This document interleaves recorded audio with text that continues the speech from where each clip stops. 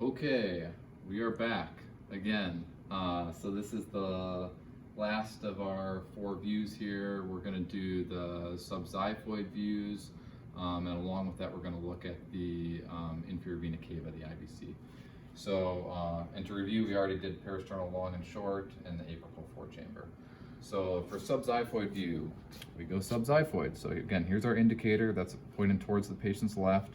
Can't feel rib space too well on this guy, but we just put the probe down. And what you want to do is do your best to try to get all 4 chambers included here. You're kind of angling, usually it's at about 45 degrees and back towards the heart. And you'll get this kind of off-axis view of the 4 chambers of the heart. And just so we all know what we're looking at here, this is the right atrium, tricuspid valve, right ventricle, left atrium. This is the mitral valve, left ventricle. This is a reasonably good view to, again, if you're having trouble in other views assessing the left ventricular ejection fraction, it's always a really good view. It's also a really good view to look for pericardial effusions. And then this is the view that we use to get to the IVC to assess for collapsibility. It can be helpful for volume status, etc. And honestly, this is oftentimes a good view to use if you're having trouble getting peristernal or apical forechamber views, especially in patients who are intubated or who have a lot of pulmonary disease, because you're going around the lungs rather than going through them. There's no rib spaces to contend with. Exactly. Okay, so to go from here to the IVC, what I'm gonna do first is I'm gonna try to center the right atrium in the center of my image here. So here's the right atrium, and all that I do is I kind of swing the tail of the probe this way so that the right atrium's in the center of the screen or so. And then what I want to do is I want to get the IVC running kind of horizontally through the image. So the way that I'll do that, we all know that the IVC runs on the patient's right vertically and the aorta runs on the patient's left vertically. So I want my indicator to be in the long axis of those vessels.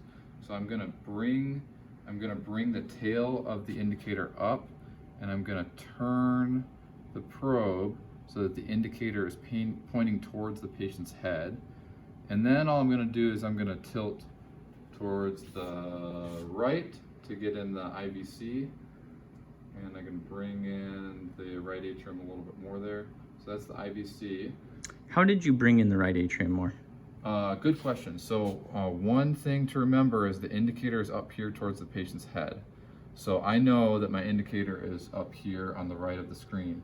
So if I want to bring more of this stuff into the image, I'm going to slide towards the indicator.